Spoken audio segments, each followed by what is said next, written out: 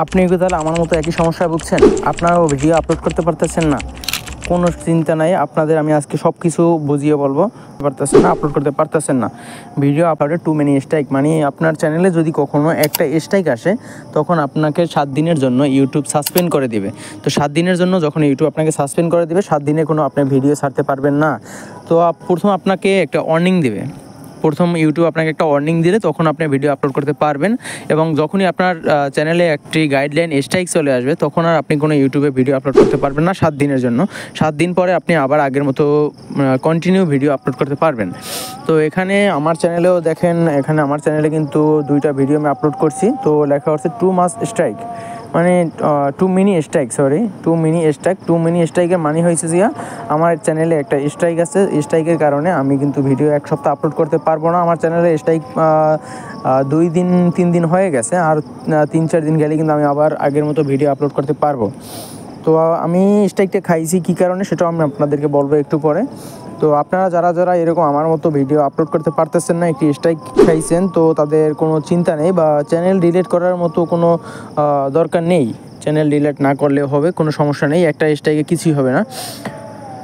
যদি আপনার চ্যানেলে 3টি স্ট্রাইক পরপর আসে, মানে 90 দিনের ভিতরে যদি আপনার চ্যানেলে 3টি স্ট্রাইক আসে তখন কিন্তু আপনার চ্যানেলটি ইউটিউব সাসপেন্ড করে দিবে এবং ওই চ্যানেলে কখনোই আপনি আর র্যাঙ্ক করাতে পারবেন না। ওই চ্যানেল আর র্যাঙ্ক করানো সম্ভব হয় না।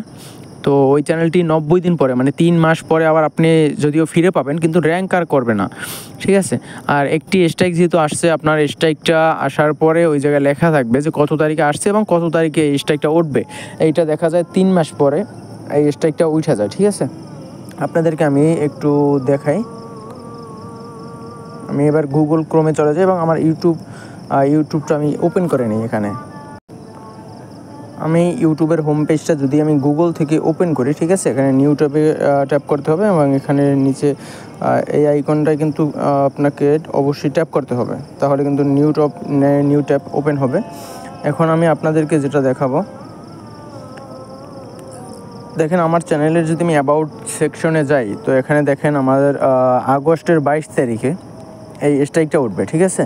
আমার কিন্তু স্ট্রাইক খাইছি আমি মে মাসের 24, 2025, এই রানিং মাসে 2-3 দিন আগে আমি স্ট্রাইকটা খাইছি।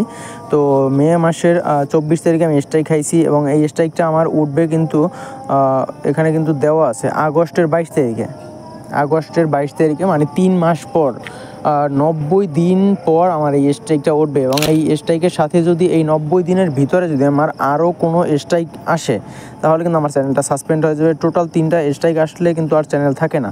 তো আমি এই দেখেন, আমি আগে একটা ওয়ার্নিং খাইছিলাম মার্চ মাসের 29 তারিখে। আমি একটা চ্যানেলে কয়টা স্ট্রাইক আছে এই দেখেন, আমার চ্যানেলে on of 3 community guideline strike, মানে আমার চ্যানেলে কিন্তু আমি এখন একটা স্ট্রাইক কিন্তু আমার চ্যানেলে আছে, ঠিক আছে? এই একটা স্ট্রাইক আমার চ্যানেলে এখন কিন্তু বর্তমানে আছে, যার জন্য কিন্তু আমি 7 দিন ভিডিও আপলোড করতে পারবো না। তো যদি পরপর 3টা স্ট্রাইক আপনার চ্যানেলে আসে, তো 3টা স্ট্রাইক আসলে কিন্তু আপনার চ্যানেলটা উড়ে যাবে, মানে একদম সাসপেন্ড করে দেবে ইউটিউব। তো এ নিয়ে কোনো চিন্তা করার দরকার নেই, এ নিয়ে কোনো সমস্যা হবে না। আপনি 7 দিন পরেই কিন্তু আবার আপনি ভিডিও আবার রেগুলার আপলোড করতে পারবেন। 7 দিনের ভিতরে কিন্তু আপনার চ্যানেলটি ঠিক হয়ে যাবে। যার জন্য এই যেখানে আমি স্ট্রাইক খাওয়ার পরে কিন্তু আমার চ্যানেলে এখন ভিউজ ডাউন। স্ট্রাইক খাওয়ার পরে অবশ্যই আপনার চ্যানেলে ভিউজ কিন্তু ডাউন থাকবে।